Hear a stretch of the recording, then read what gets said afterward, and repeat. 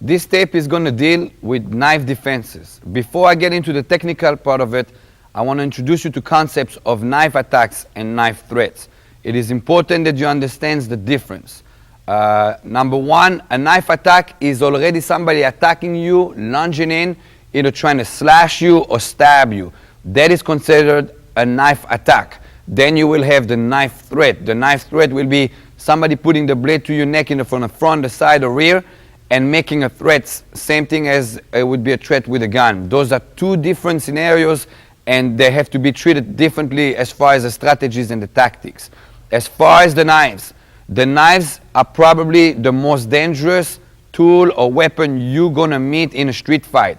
Even more dangerous than a gun. A lot of people say, oh, he's got a gun. Gun is less dangerous because as soon as you understand the mentality of line of fire, get out of the line of fire, redirect the line of fire, it's easier to deal with the gun than with the knife. The knife will stay alive the whole time. In other words, the weapon is the blade, and that blade is going to stay dangerous the whole encounter. You cannot neutralize the blade. Blade is there to either stab you or cut you, and that's part of the nature of the tool. Number two, a knife is very quick. Any knife fight, it's going to happen fast. Some knife fights, you don't even realize they got a knife before you got cut. In other words, you realize there's a knife involved because all of a sudden you got cut.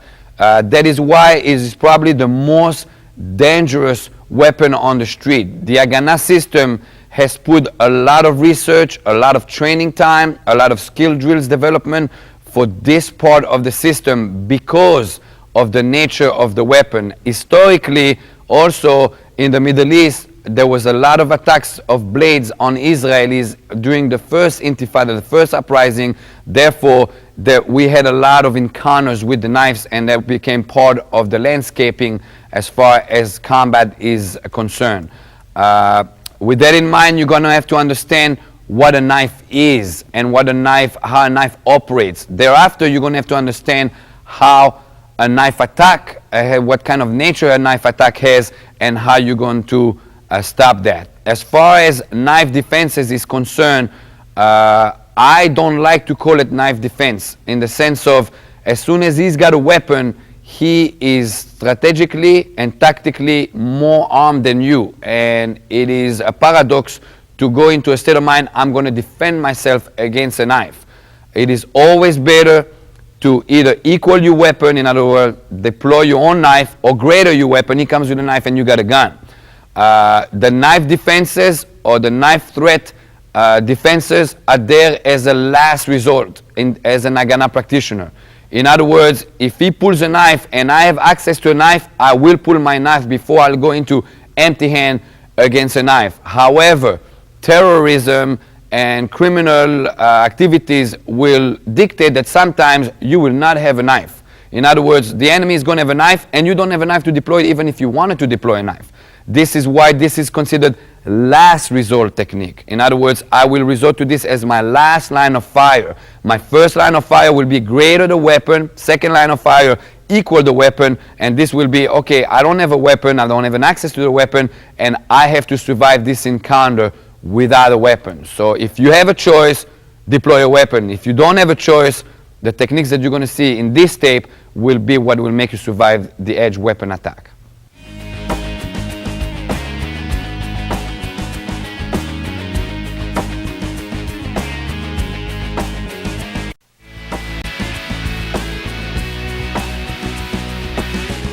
Okay, one of the big reasons why in the Agana system we program our students not to go empty hands versus a knife if you can. In other words, if I attack Carlos with a knife and he has the option to deploy a knife, it is better for him to deploy the knife versus that he tries to seize me or disarm him or defend himself without a knife. That would be the reason for that. If Carlos is dealing with a deranged person that comes attack him, the untrained knife fighter is going to commit to it. He's deranged, he's enraged, and he's just coming at it. In that scenario, it will be possible for Carlos to defend himself. However, if you're dealing with an experienced knife fighter, it's going to be in and out. There is no way on earth you're going to be able to seize that hand, because the trained knife fighter not only will have a good entry, but also he's going to probably rotate you before you come in, and it's going to be too much stress for you to grab that knife. So yes, the knife against knife will work against inexperienced knife fighter, but against an experienced knife fighter, you better deploy your own knife, because you have to equalize your level into the knife.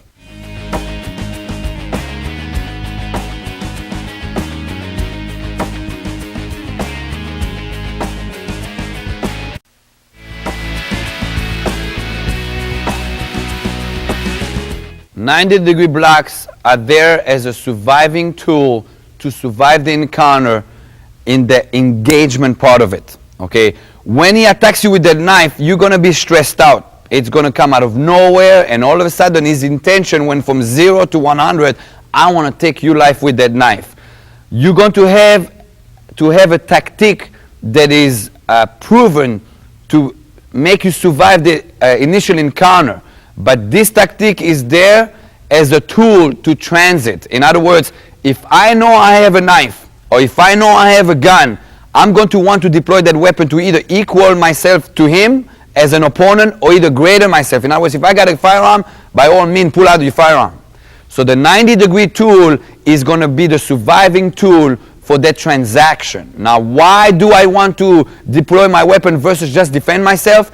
If he attacks me, and I survive that engagement, and I pull a weapon, it's going to take away everything he's got. In other words, all of a sudden, he's thinking, man, I came in with a knife, he survived it, and now he's got a knife as well. So that 90-degree block has to be instinctive in your neuromuscular system just to get in there. Now, it will be done like so. If he comes in with an attack right here, okay, it could be a slash, it could be a stab. At this particular moment, I can't read what's coming in. It's too much stressful. I am going to enter with a 90-degree. Now, that block has to be firm in the sense of I'm stopping him, okay? Right now, he came in, and his objective has been changed by me basically stopping him. From here, I'm going to counterattack with a punch to the face. The counterattack to the punch to the face is going to create two things. Number one, I'm going to short-circuit him. He's going to think, ouch, versus I'm going to cut him. Number two, it will open the distance. When the distance is open, now I deploy my own weapon. Now he's got to come back knife versus knife. When he comes back knife versus knife, his confidence level dropped. All right, so every time you know that you can deploy a weapon, you're going to use the 90-degree block with the counter. It could be coming from this angle. Then it'll be 90-degree here. Again, I have a 90-degree. I'll pop him here, disconnect, and from here deploy my own weapon. In other words, the 90-degree block is there as a tool for deployment.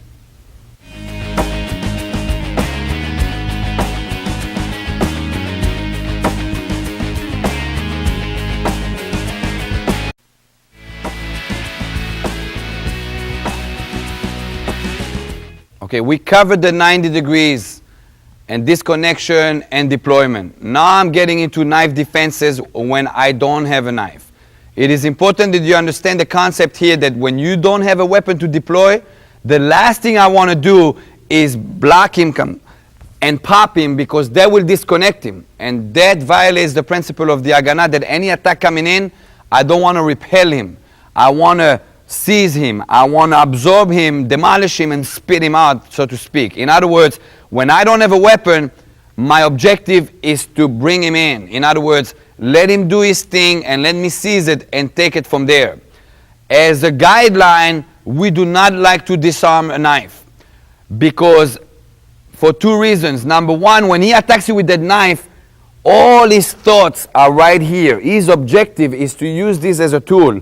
By me going for a disarm, and whatever disarm it is, I am going right into the storm. It is not a good tactic. In other words, as a guideline, I am not going to go to disarm. Number two, I'm not going to need the disarm. As you're going to see the techniques coming in, I'm going to use my objectives versus a disarm. When this attacker comes in with the knife, his intention is clear in that he's going to want to take your life. In other words, he's using a deadly weapon and he wants to take your life. It is clear. In other words, I can go into my objective of incapacitations and terminations because morally it is warranted. And of course, you're going to have to check with your jurisdictions where you will be attacked with a knife, so to speak. But in other words, I'm okay with incapacitating him because he's got a deadly weapon in his hand. On another hand, if I disarm him and take the knife, and now he rushes in and I use that knife against him, now there's a legal issue of I'm using a deadly weapon that's not mine, but my fingerprints is on it, and blah, blah, blah, and this and that. I don't want to get to that knife. I want to get to my objectives.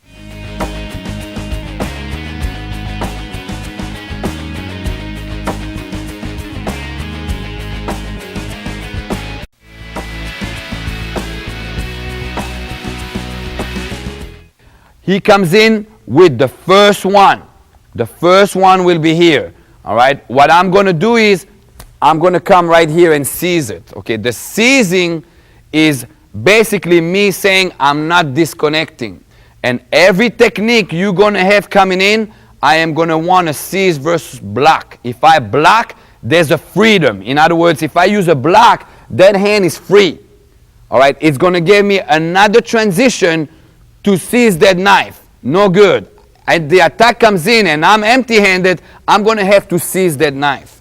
As soon as I seize him, I can start going to work. And that will bring me to my objective versus disarms. Also, in the knife attacks, just like in the hand-to-hand combat techniques, I'm going to have a point of reference that I'm going to bring you to. In other words, every attack that's going to come with the knife, I'm going to bring you to a point of reference. That will be your confidence landmark. In other words, you're going to be stressed out, don't have no doubt about it. He's got a knife, it's coming in, you're going to be stressed out. As soon as you seize him and start going to work, I'm going to bring you to a point of reference. That point of reference is going to give you, again, 3 options. And those options you will be taking as your objective will be.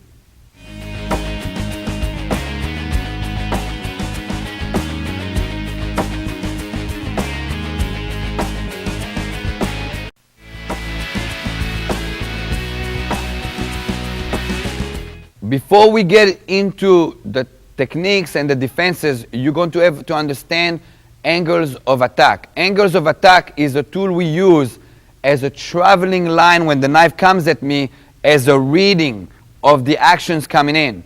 When you're going to be attacked with the knife, you're not going to be able to identify if it's going to be a stab or a slash. If you try to identify that, it's going to take that processing too long. And by the time you realize it's a stab or a slash, it's too late and the attack is over. Knife fight is very quick and you don't have time to try to identify if it's a stab or slash. Instead, I am going to read the angles where it's coming from. The first angle is going to be a diagonal angle. In other words, the blade travels in a diagonal line across. Okay, this could be a slash or it could be a stab. It doesn't matter. The line of travel is the same. Also, he could be in right lead. In other words, the knife is up front. The knife is up front, or he could be a left lead. The knife is in the back, or the knife is in the back. I treat that the same. In other words, I treat that per angle, not according to the technique or the lead of the opponent. That's too much stuff under pressure for you to read. Second angle. Second angle will be diagonal on the other side. Again, this could be a slash. This could be a stab. I could be in left lead or I could be in right lead. To him, he sees it as a line of delivery as the same angle. All the leads and the stabs and techniques do not matter. It could be even in a reverse grip. I could be here stabbing or here slashing. It's still the same angle of attack. Next will be a cross. In other words, horizontal. I'm coming across.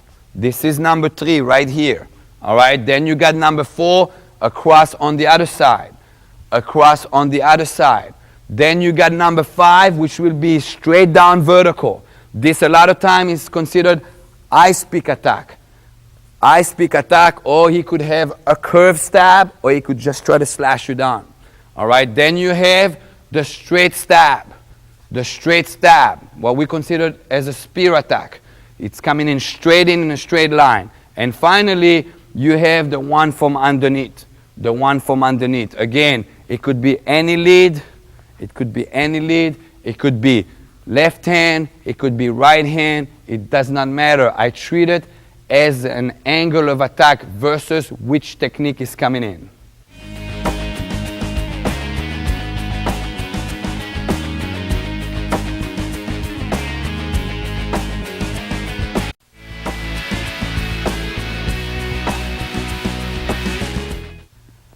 Chris is coming with this angle right here. Again, I cannot read if it's a stab or a slash, and I will treat it per angle.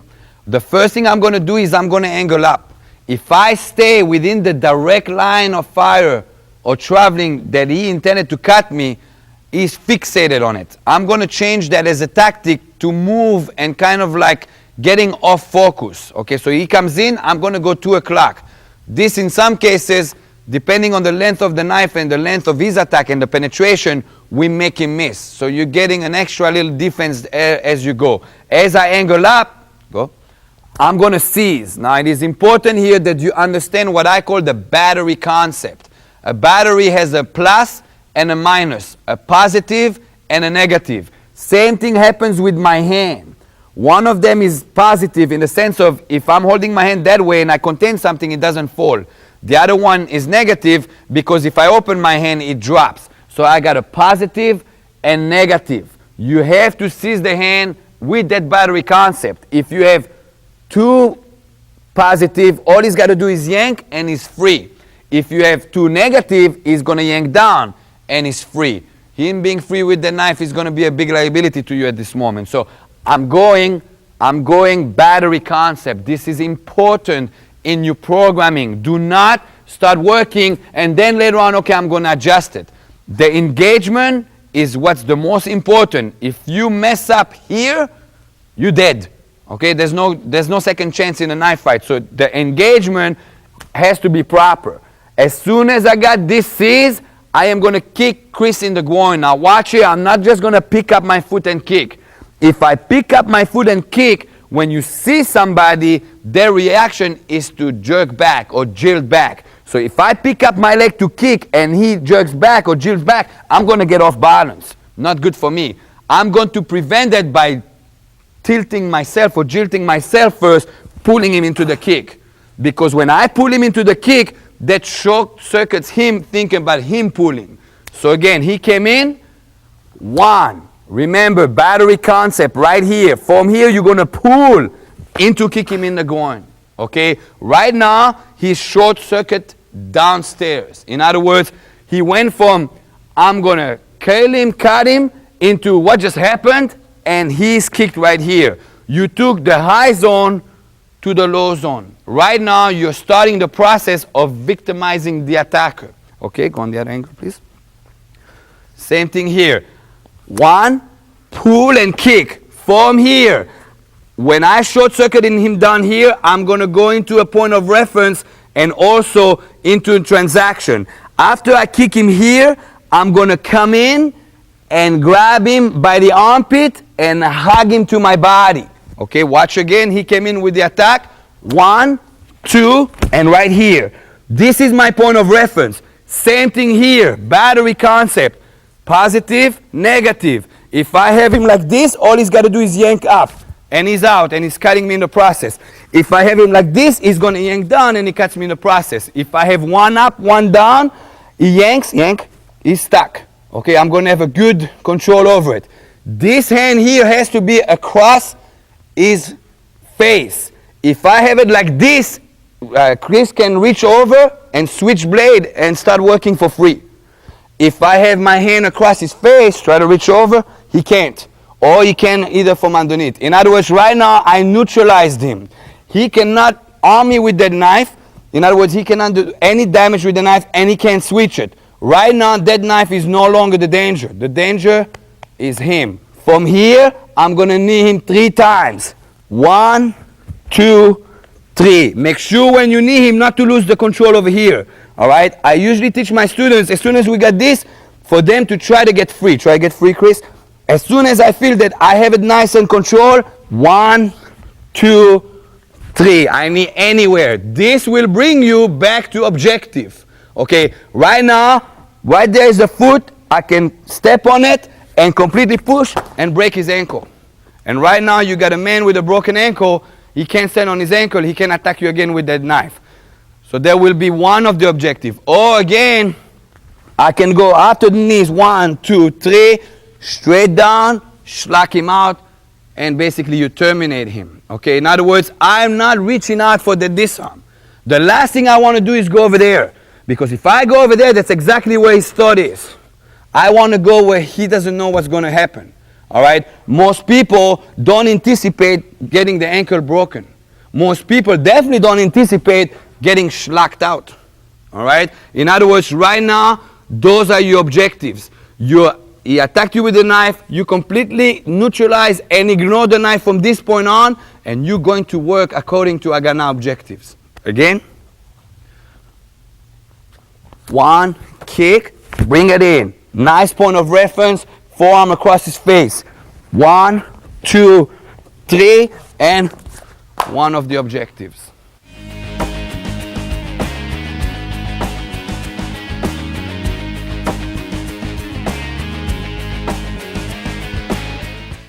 It is important when you seize the knife, when Chris comes in, that you have a full extension on your hand.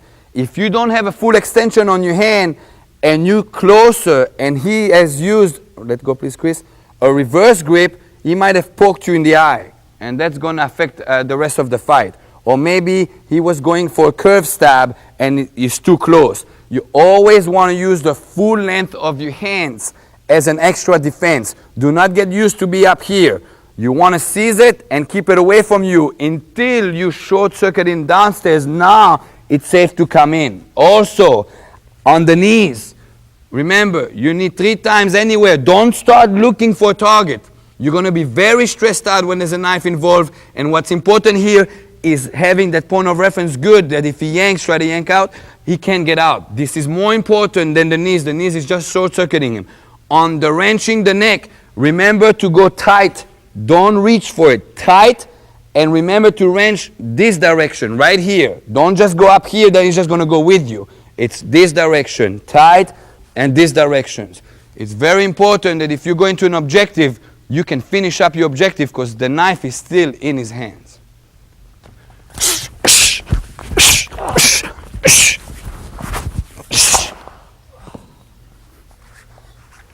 On the side.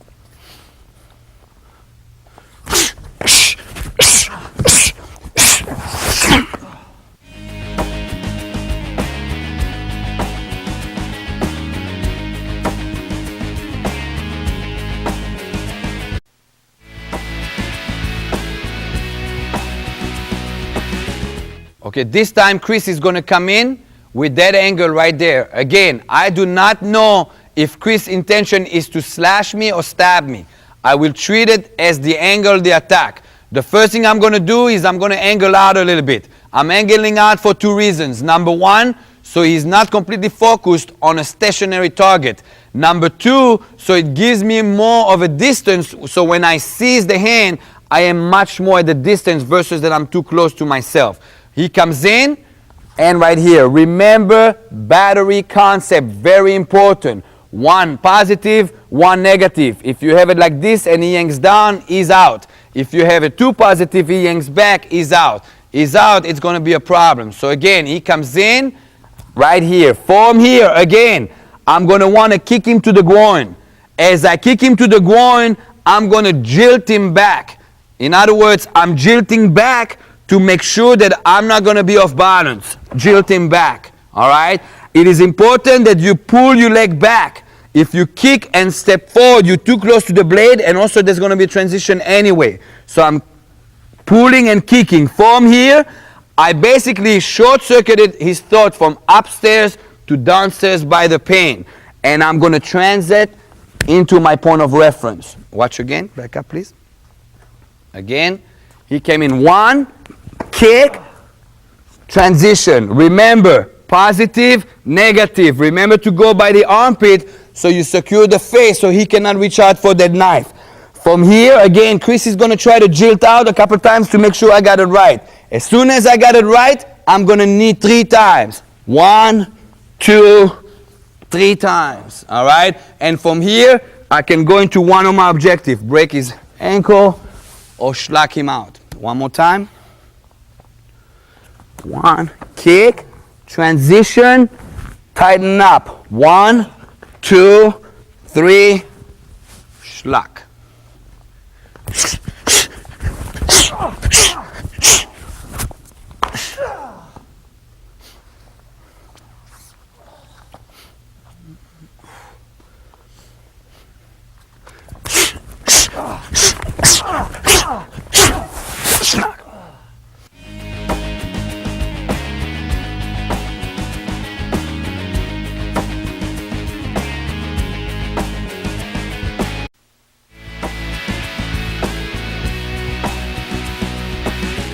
Angle number 3. This time Chris is going to attack me horizontal. Okay? Again, he comes in and he's just going to take a slash right there. It could be a stab as well. Again, it could be a stab. I do not know what his intention is. I treat it by the angle. Again, as he comes in, I'm going to angle up a little bit. So I'm a moving target and it gives me more of a distance. So when I seize, I have a nice distance versus the knife is too close to me and then it short circuits me by cutting me. Again, he comes in, one here. Remember to have battery concept. 1 negative, 1 positive. If you hear, he yank out, and he's free. If you hear, he yanks up and he's free. Either way, no good for you, especially since the engagement was already established. So he comes in right here. From here, again, I'm going to jilt him into the groin shot. If I simply pick up my leg and he yanks back, I'm going to lose my balance. No good. Always prevent that by jilting back. From here, I have point of reference right here. Again, he came in, 1, point of reference. This is important, that every time you're at the point of reference, you keep your body tight to him. Don't just do the hands because that freedom is going to cost you. Yank out, Chris. It's going to cost you. You want to be nice and tight. This is where you're going to be safe. That point of reference is your lifesaver in this engagement.